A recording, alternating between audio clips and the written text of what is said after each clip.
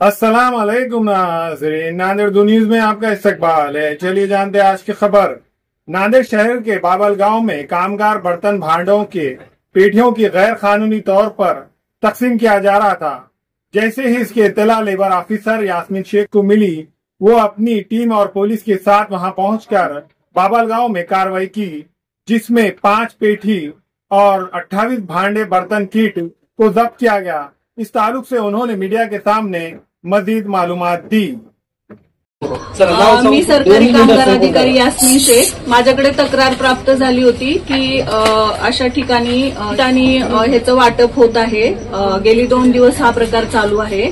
त्याच्यानंतर आम्ही आमच्या वरिष्ठांना केला, पण ते रजेवर असल्यामुळे त्यांचा कॉन्टॅक्ट होऊ शकला नाही आणि माझे 3 कर्मचाऱ्यांना मी इथं पाठवलं होतं, परंतु सदरचा व्यक्ती घराला लॉक लागून निघून गेलेला होता।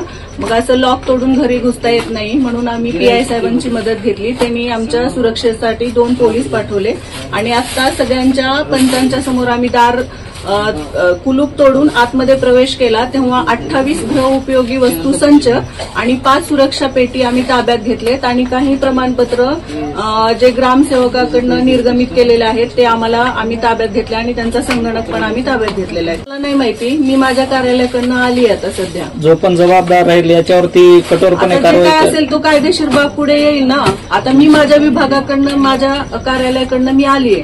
जर माझ्या कार्यालयाकडनं कोणीच उपलब्ध नसतं तर तुम्ही म्हणू शकला असता, पण मी आहे आता। बाबुळगावमध्ये पेटा भेटला एका घरामध्ये, कुठं पडसाचा तुमचा कापीस कुठं जिम्मेदार असेल ना। आता मी ते कसं काय, मला नाही माहिती। मी सरकारी कामगार तुम्हाला प्राथमिक ऐका ना, मी माझ्या जेव्हा तक्रार आली आणि त्याची संवेदनशीलता लक्षात घेऊन त्याचं गांभीर्य लक्षात घेऊन मी इथं आले आणि आता मी 11:30 पर्यंत तुमच्या समोर सगळ्यांसोबत आहे। मग ह्याच्यावरनं लक्षात घ्या की मी आहे इथे, म्हणजे माझ्या विभागाकडनं किंवा प्रशासकीय दृष्ट्या मी आहे। तुम्हाला आणि पाहू द्या ना जे काय असेल। त्यांनी सांगितलं मला अर्धा तास लागेल, मी गावाला आहे। जेव्हा मी इथं आले तेव्हा तो सांगत होता, म्हणजे इथले लोक सांगत होते की त्याची आई आजारी हॉस्पिटलमध्ये आहे। त्याच्यानंतर काही लोक म्हणाले त्याचा माफीनामा लिहून घ्या, घेत असाल आणि ही शेवटची माफी असं म्हणून करत असाल, आम्ही त्याला बोलवून देतो। अशा पद्धतीने सगळं चित्र रंगत होतं, त्यामुळे उशीर झाला आणि पीआय साहेब पण ह्याच्यावरती होते, बंदोबस्तात होते, त्यामुळं थोडा लेट झालं। आणि दुसरी गोष्ट की हे लॉक तोडून आत यायचं होतं, हे जबाबदारीचं होतं ना, त्याच्यामुळे ठीक। माझ्या मते मला 12 वाजता काहीतरी फोन आला होता पत्रकारांचा की अशा ह्या ठिकाणी आहे। त्याच्यानंतर मला वाटलं की ठीक आहे, मी त्यांना सांगितलं तुम्ही पोहोचा, कारण मला इथली लोकल गावांची माहिती नाहीये। मला वाटलं की हे गाव दूर असेल, मी त्यांना सांगितलं तुम्ही इथे पोहोचा। मग ते पोहोचले, त्यांनी पोलिसांना पण फोन केला, पोलीस पण इथं अवेलेबल होते। त्यानंतर मी माझे 3 कर्मचारी पाठवले, पण मग हे लॉक होतं ना, म्हणजे मग आता कंत्राटी कर्मचारी काय करणार, म्हणून मी ऍज अ लेबर ऑफिसर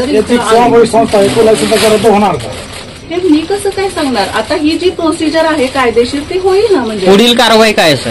आता हे जे किट आहे आम्ही ताब्यात घेऊ, ह्याच्यावर काय एफआयआर करायची काय आहे ते सगळं आम्ही वरिष्ठ कार्यालयाला कळवू, इथून जे होईल ते एफआयआर वगैरे होईल ना। या भागामध्ये तुम्ही काय काय जप्ती केली? कुठल्या? इथे बाबुळगाव इथे किट वगैरे आता हे 28 किट आणि 5 सुरक्षा पेटी आम्ही जप्त केल्या। काही आता ते मोजले नाहीत, पण बरेचसे ग्रामविकास अधिकाऱ्याकडनं निर्गमित प्रमाणपत्र दिसत आहेत, काही आधार कार्ड दिसत आहेत, एक संगणक दिसते, हे सगळं आम्ही ताब्यात घेतलं आहे।